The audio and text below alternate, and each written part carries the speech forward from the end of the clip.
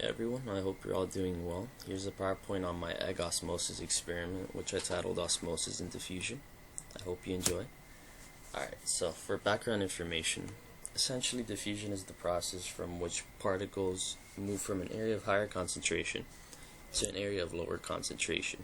Similarly, osmosis is a type of diffusion. Osmosis is also characterized here in this picture that you can see. Now, osmosis, for my class's sake at least, is the movement of a solvent through a semi-permeable membrane from an area of a higher concentration of that solvent to an area of lower concentration. Granted, once equilibrium is reached, there will be that hydrostatic pressure acting upon one of the vessels here, as well as the osmotic pressure. But that's not necessarily for the experiment's sake. That's just some extra information. Alright, moving on. Materials, of course, we used eggs, since it is egg osmosis. We used cups here.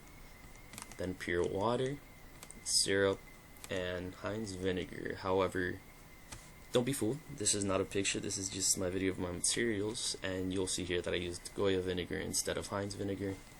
Same thing, both are vinegars. And then you can see my syrup, the cups, the pure water, the eggs, everything we require. Now for procedures, you could read up on them if you like. However, they're quite straightforward. Here you can see in this video it's detailed a little bit better. Now I'm just putting the egg in each cup. Here you notice the different densities of the eggs when compared to the liquid. For the syrup's sake, the syrup is much more of a dense liquid than an egg. Therefore, since it has a higher density, of course the egg is going to float. For the other liquids, the egg of course has more density than the liquid, therefore it'll sink towards the bottom. Now, for the aim of the experiment, this is just a picture here of what's expected to come out. However, I did tweak the experiment a little bit, because here in this picture you can see that what was used was the film that was used as a semi-permeable membrane. However, I wanted to use the eggshell as a semi-permeable membrane instead, which, granted, the egg does act as more of a barrier, therefore it'll be even more selective on the liquids which it lets flow through. However, I did want to attempt it. Here you can see the effects of syrup. It kind of constricts the egg, makes it seem a little bit more leathery, basically just shrinks it. Then here, this should be the effect of vinegar on it, which personally was my favorite effect. You'll see now in the findings and conclusions. Alright, so here's a video of my finding and conclusion.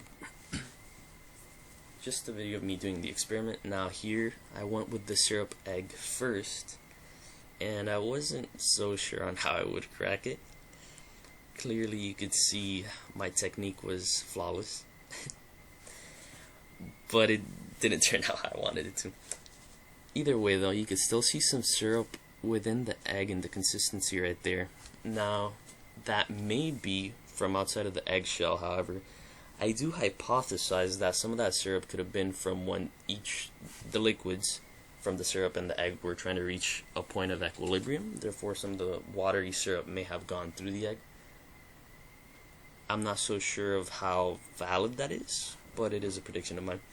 Here in the water, you can see that much more fluid the liquid is.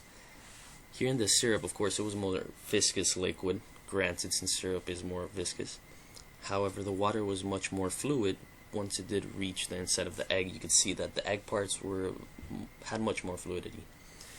Now for the last effect, personally my favorite, here you can see it looks like a bouncy ball, and essentially that's because the calcium carbonate on the egg interacts with the acidity of the vinegar, and that performs a chemical reaction releasing carbon dioxide into the atmosphere, which may have been why it smelled why that sharp acid smell may have been over the cup.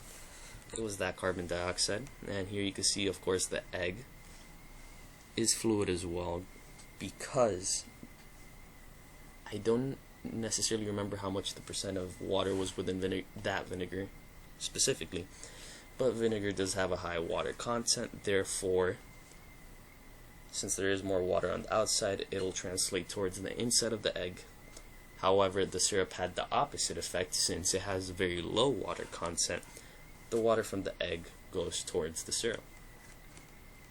Here's the source which inspired me to make this video, Mr. Pollard's Egg Osmosis Experiment. You can check it out on YouTube if you like. It was quite informative and interesting, I must say.